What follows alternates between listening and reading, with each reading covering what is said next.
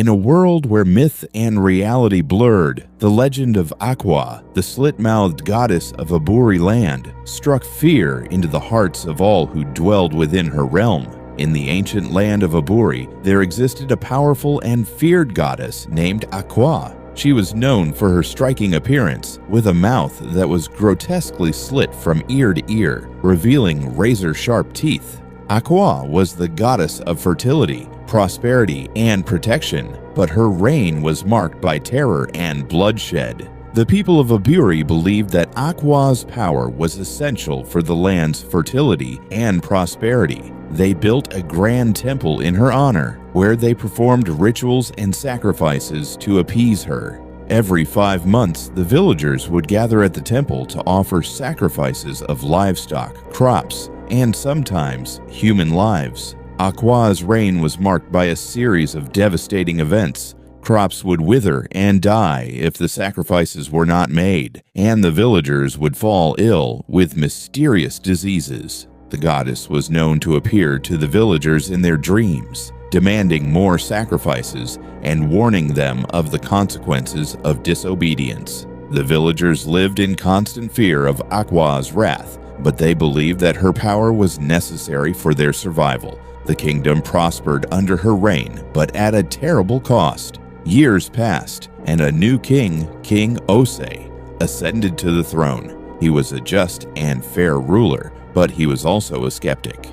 He questioned the need for human sacrifices and the terror that Aqua inspired in the villagers. King Osei decided to put an end to the sacrifices, believing that the goddess was a myth created to control the people. He ordered the temple to be closed, and the priests who served Aqua were banished from the kingdom. The effects of King Osei's disobedience were immediate and devastating. Crops began to wither and die, and the villagers fell ill with mysterious diseases. The skies turned dark, and a terrible drought struck the land.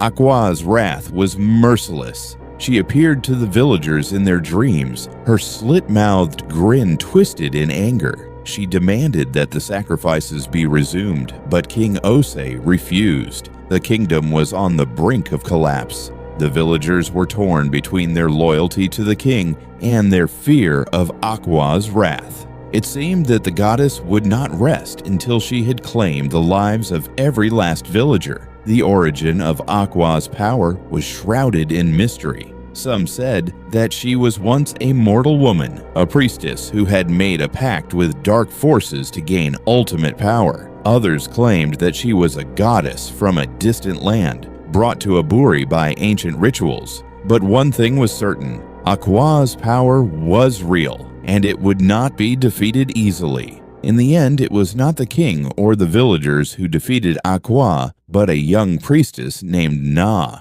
She was a descendant of the ancient priests who had served Aqua, and she knew the secrets of the goddess's power. Na performed a ritual of banishment, using ancient incantations and sacred objects to weaken Aqua's power. She then confronted the goddess, who appeared to her in a final terrifying vision.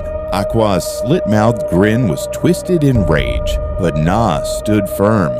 She spoke words of ancient power, and the goddess let out a scream of rage and defeat. And with that, Aqua's reign of terror was ended.